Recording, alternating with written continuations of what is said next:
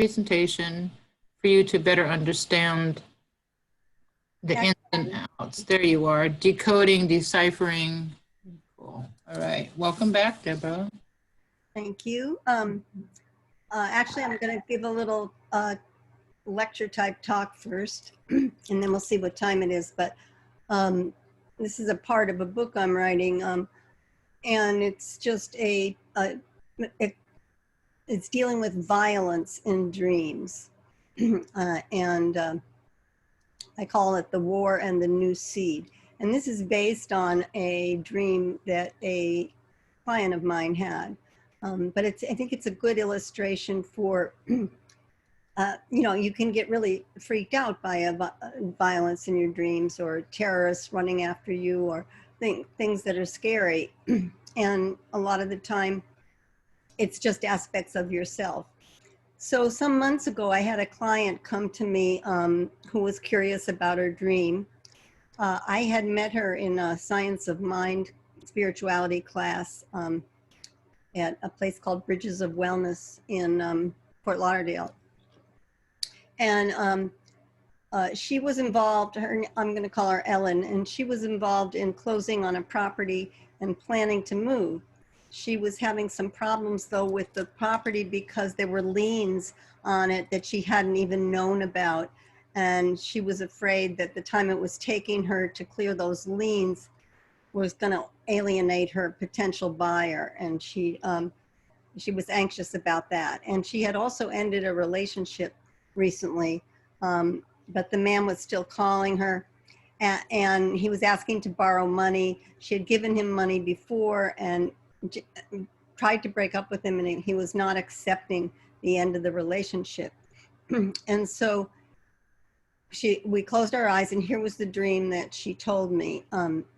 I am somewhere in the South. There's a conflict between blacks and whites. There's a standoff. Everybody has guns, including me. I side with the blacks. I start shooting my machine gun, just spraying bullets everywhere, trying to kill as many people as possible. I run out of bullets and I start running to hide. I dig a hole and bury myself in the ground. I hear people searching for me. They are right on top of me.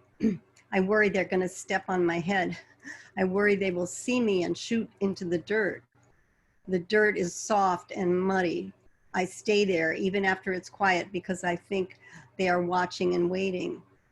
Then I have to pee, so I still won't get up. I'd rather pee myself than get out of this hole.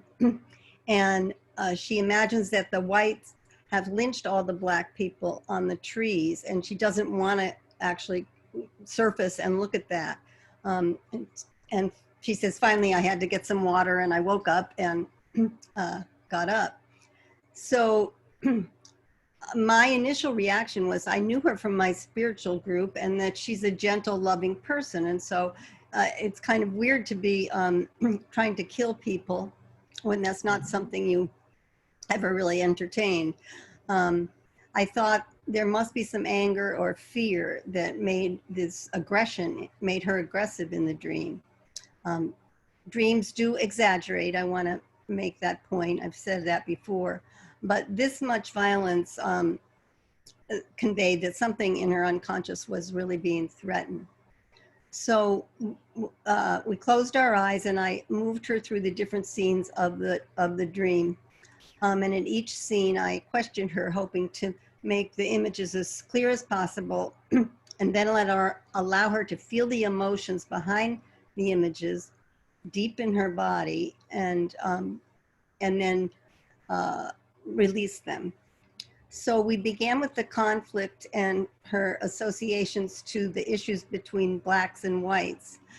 At the time, this was in the news in Florida. Trayvon Martin, a 15-year-old unarmed black student who looked suspicious in a neighborhood, was shot by a neighborhood watchman named George Zimmerman.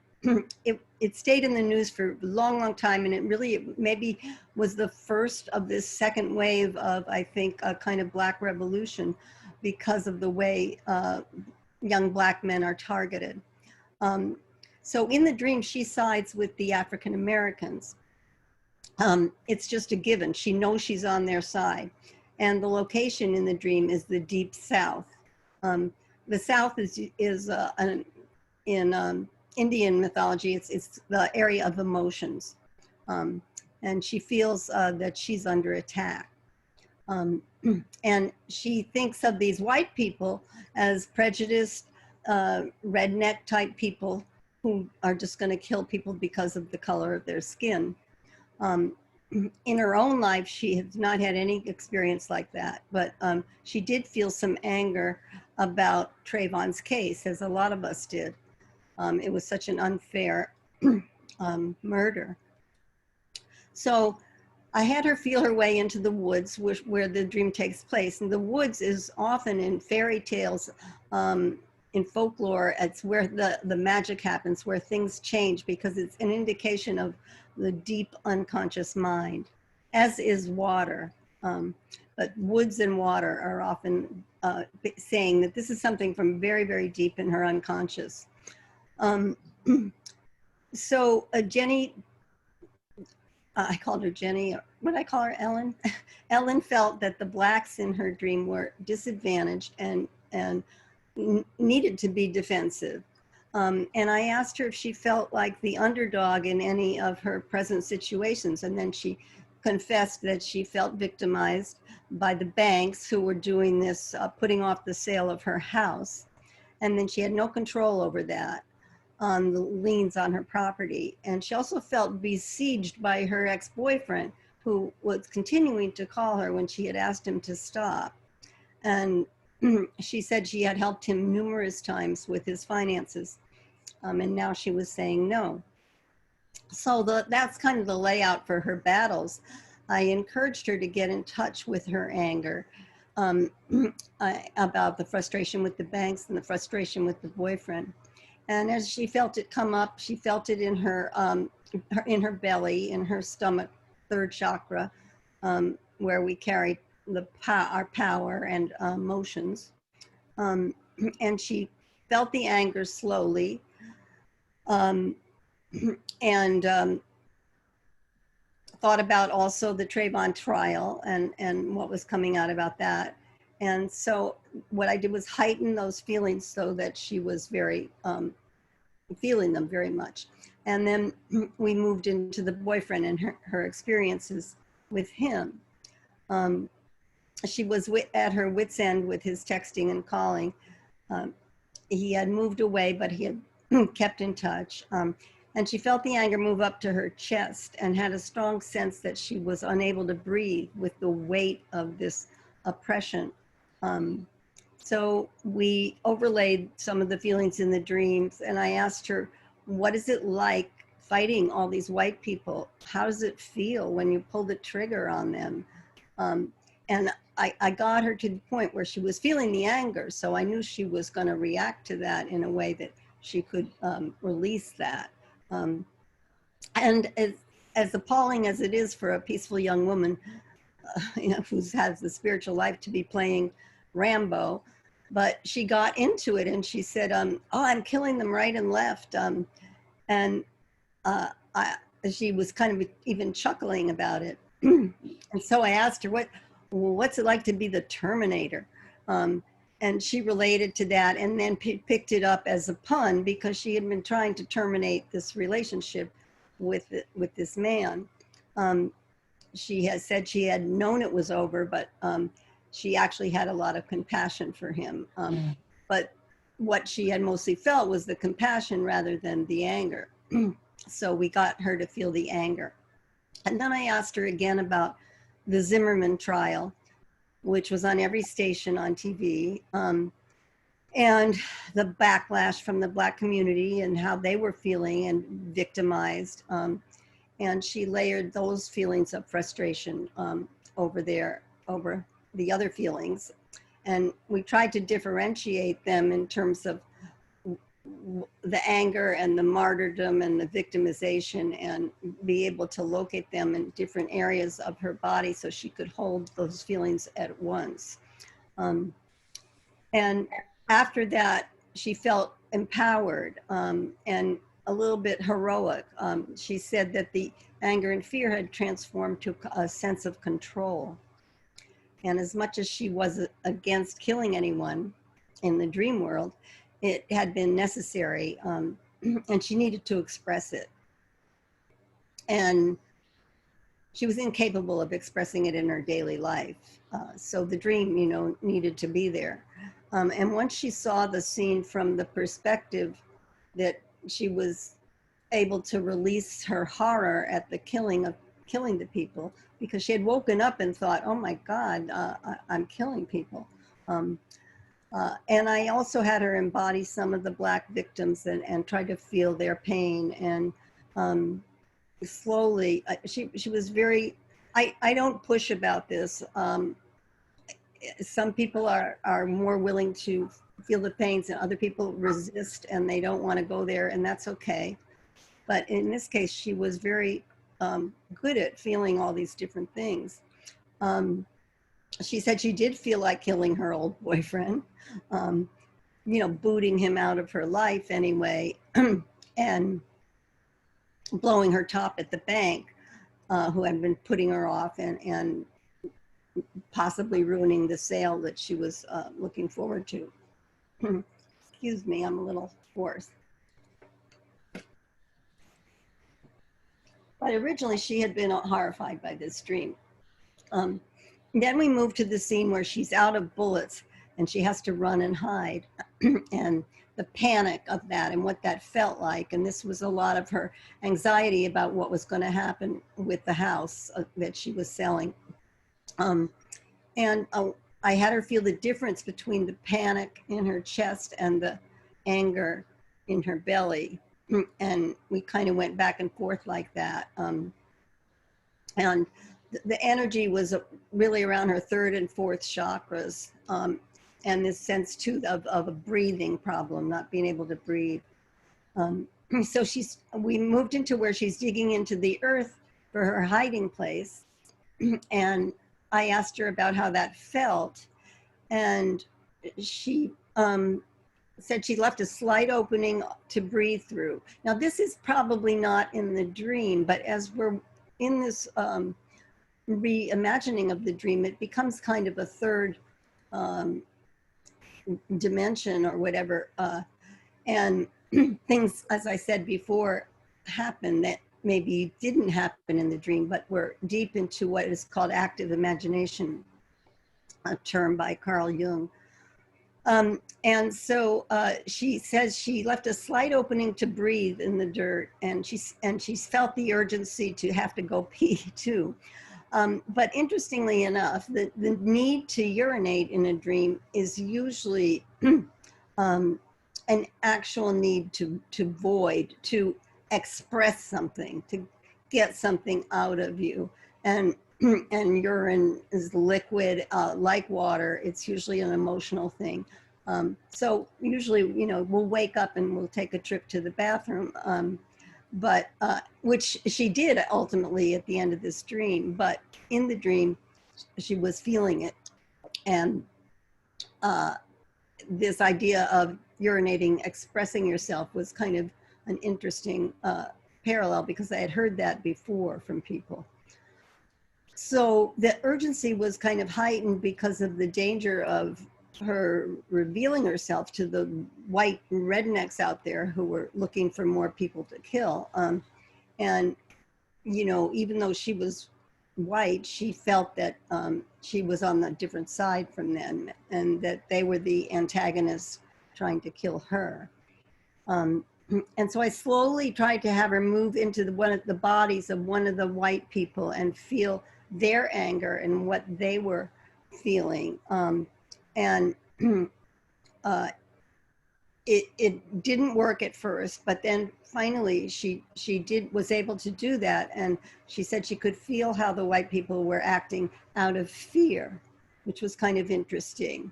And then that's one of the great benefits, I think, of the dream image work, because you leave the ego, the projections and go into the projections, and you see why they were created.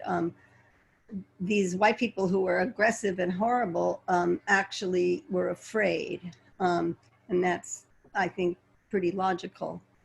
I was interested in the dirt because she kept saying how muddy and cool it was down in this hole. And so I asked her to move around in the hole and smell the dirt and feel it sensually, and how she felt about being there.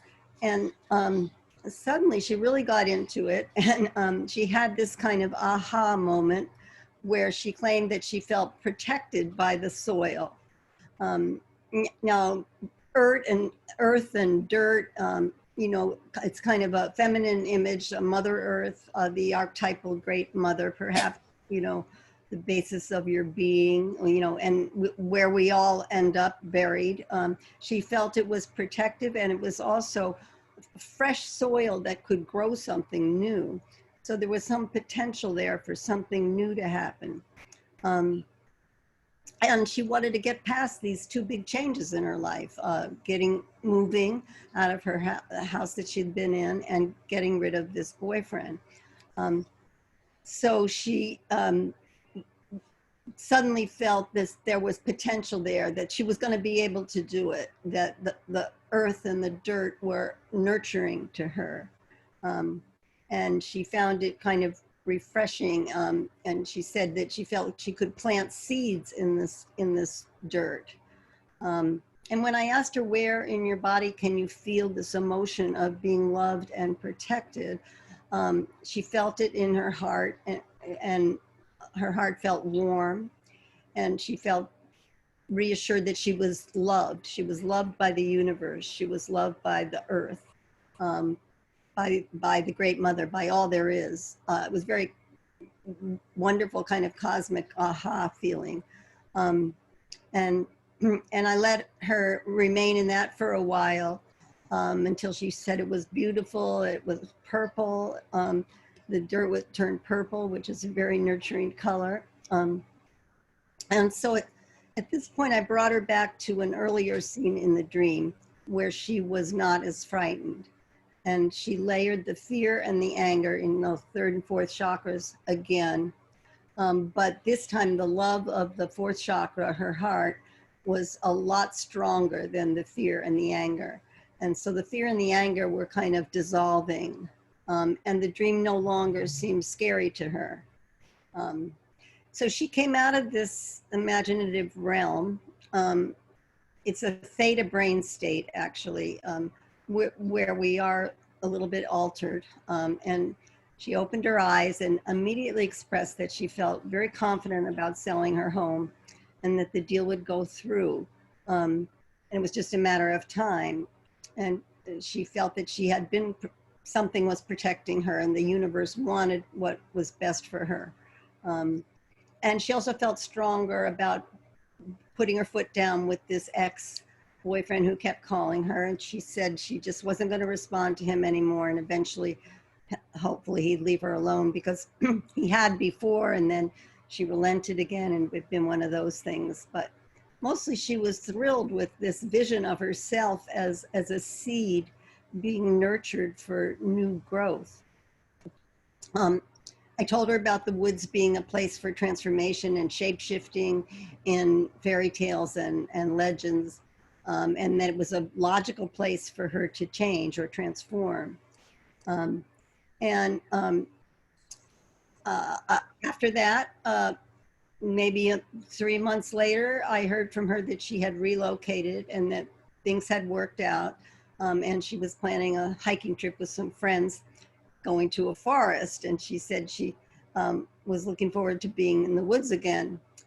So I'm always surprised how the truth of the dream will unravel, even when it's without the necessity of a kind of analysis. It's really just feeling, moving and feeling. And these are all symbols: the seed, the soil, the forest, the archetypal antagonist, the person who's against you, the gods and the goddesses, in this case, the earth, as well as heroes and heroines. So that was my example to tell you about violence in a dream. And it is a fact that we all dream. I think dreams deserve our attention because they come to us freely with grace from some hidden source, and it's really a crime that we don't pay more attention to them. We'll go out and try to get healed many different ways, but this is also a very free tool that just comes to you. So you can find a route to accept your past and to let go of things, to see where your judgments were that you maybe weren't conscious of. And we can also learn a lot about our own denial, because everybody has denial about certain things. But mostly I think dreams teach you to have compassion for yourself, no matter what situation it is, because it is a projection of parts of yourself that you're not paying attention to. And so they become hostile. They become scary or exhausting. And we're blessed with this experience of in our dream body and a reassurance that comes to us about a spiritual truth about ourselves. So we become more conscious, and it's interesting because the dreams that follow, if you follow your dreams for a long time, you can actually pinpoint your growth places, because we integrate what we know further and deeper into the unconscious, and then that affects the next dream that comes. I also felt gratified by having worked with this woman about her dream, because shortly after that, I had a dream that I was on a path in the woods, and there was these tall, luscious, lavish trees and gold light. It was a very beautiful scene, and I heard music. I didn't know what it was, but I felt safe. And it was also a time when I was trying to make a bit of a transition. And I think that's when we get the most powerful dreams, because they really are there with you, helping you move from one stage to another. And let's see what time it is. I might still have time for the PowerPoint. No, not 45 minutes. Oh, no, it's You got less than 15 minutes. If you want to open it up any Q&A. Yeah, let's just see if anyone wants to ask any questions.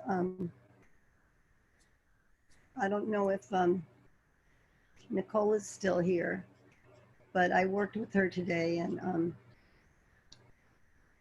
she was very able to be in that imaginative state. That's the one thing that I can run into, is people resisting to embody an image because they're afraid of it, or they just don't relate to it. What if you dream about, somebody you're really mad at? You don't want to embody them, you don't want to give them a break, but slowly you find out the part of yourself that you've projected into them. And it always ends up with having compassion for yourself. So yes, Nicole is still here, and there was somebody who had some questions. I know Thomas before told me he wanted to talk to you about his dream. He hasn't talked to you yet. And I think Judith is here, and Beatrice is here, and Elisa is here. Tony. yeah, well, Elisa had won my dream raffle from last time, so gotta wait till you have a good dream, Elisa. If anybody would like to unmute themselves and ask her any questions or share a dream, so we can open up the floor and allow for some processing, so we have a little bit more experiential than just listening and listening, so that way we can do a little processing, would be cool. If anybody wants to do that. You don't have to show your face, just all you have to do is unmute yourself.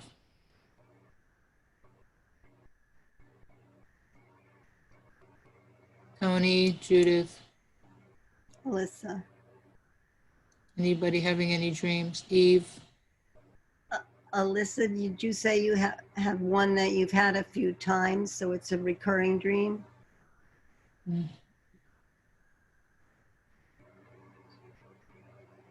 Yeah, Hello? yes. You can unmute yourself, Alyssa. You can tell us the You can't, dream or just one scene? we can't see you. Oh, we just see your face, your picture. Me? No, with her. If she could unmute herself, then we could do a little process. She says her kids are arguing. So, Yeah, you have to be kind of relaxed. Was there a Thomas? Did you have a question? somebody wants to open up or opening up the floor. Have your dream deciphered right now with Deborah. Take advantage of this opportunity. I'm sure that you guys are engaged and you have something that's reoccurring or something you've had since you were a child. If your children are having reoccurring dreams or nightmares. I wanted to share my experience. Go ahead. I wanted to share my experience that I had. Go ahead, yes. We worked together earlier this afternoon, and I had a lot of abuse issues in my past that were causing me to have nightmares of people chasing me and trying to cause me harm. And I've been having these dreams for 20 years. And we worked together, and I was able to embrace my inner child. And in 20 years, I've tried to do inner child therapy and many other therapies, and I've never been able to connect with my inner child and show her love.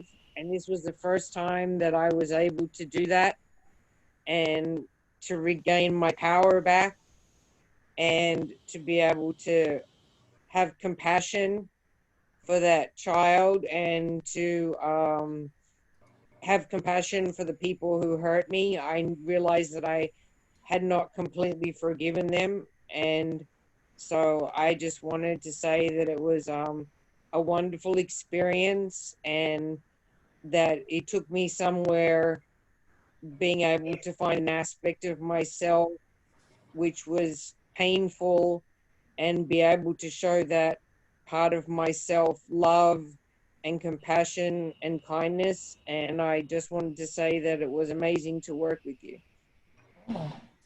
Thank you. I'm be curious to see, you've been having that dream for so long that you may have it again, but it might change a little bit. I'd love for you to follow up with me about that, because I'm learning more and more myself as I go along, and I learn a lot from my clients. So yes, it was an awful dream and very scary. And she was able to hold that little girl that had suffered so much. It is an emotional process. People do cry and yell and get mad, and the more open you are to embodying that, the more healing it can be. Yes, you have to definitely be open to be willing to experience the pain so that you can set it free. Right. And when we tried to embody the people that were chasing you, it was a little harder for you to relate to them. But you knew intellectually that they had their own problems, and that's why they were trying to hurt you. Yeah. And then, you can come to a sort of forgiveness, which is all about making yourself free, not about necessarily honoring anyone else who hurt you. Mm-hmm. Thank you for sharing that, Nicole. You're welcome. So we have something from Alyssa. She says, my husband has a dream he has almost every night on things that happened when he was a child. Abuse. He says it's almost like he is reliving it over. Yeah, well, that's very, very disturbing and very hard. We all know that you know it takes a lot to get over a kind of traumatic stress, that a syndrome that you lived in for a while. And you know, all I can say is, if he ever wants to call me and we could do a process on that dream, I would have to, you know, he would have to be open to telling the actual dream and trying to feel out the environment. Sometimes you're alone in a dream and it's just the landscape that's expressing, you know, you're in a desert, you know, or something. What is that dryness about? Where in your life is this dryness where you have no fun or you have no interest? And everything that comes up is a symbol of a part of you. So I think I gave you my name and phone number in the chat, Alyssa. So if your husband ever wants to call me, I'd be happy to help him with that. Sometimes when you're feeling really down on yourself, you actually have a dream that's more glorious. I had this dream for a while about Madonna. This was back when Madonna was around all the time, and I like Madonna. I would never think of getting up and performing like she does, but that's what I was doing in the dream. I was dancing with Madonna, and I was part of the act. And it really, I had to locate what was going on in my life and where I wanted to be more of, to be seen, to be listened to be respected. Well, I don't know if you say respected, but to have more fun. It's interesting when you get these famous people in dreams sometimes, because they're so, in some ways, they're so easy to translate into an archetype.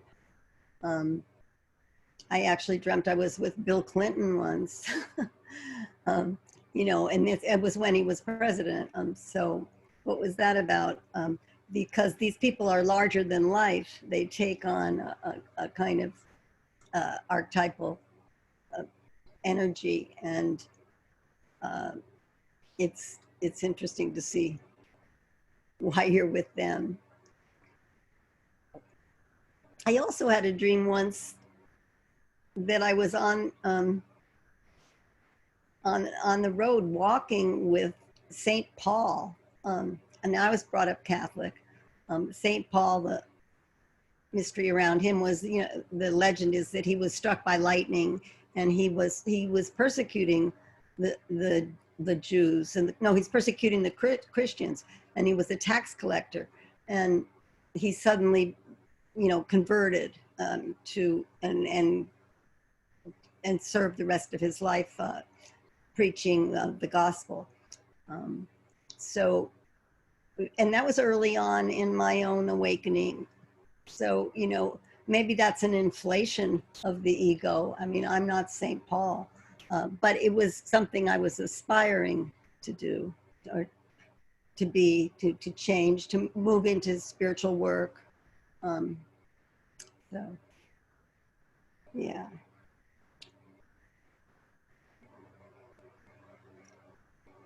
Well, I'm happy to be here and listen to everybody, and thank you for listening to me.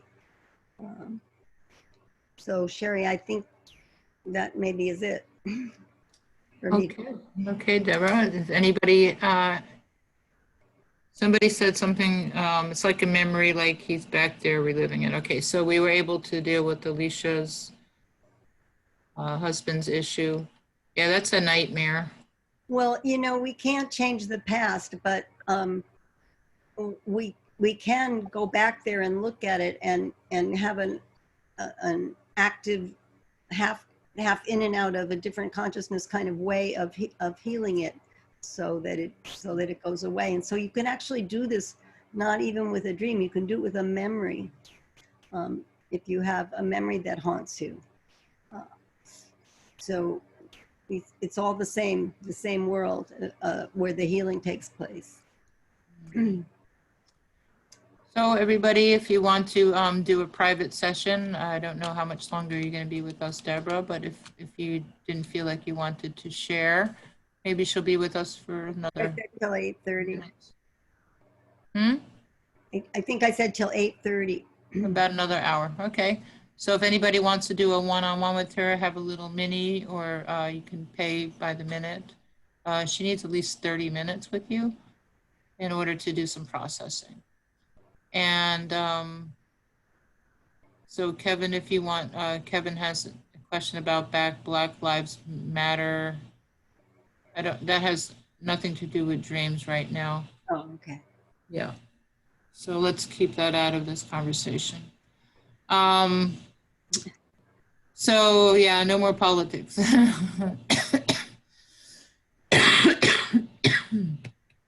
Oh. Got to stay metaphysical, everybody. Yes. So next we're going to have Deborah, Donna. Donna is going to be doing some card readings, and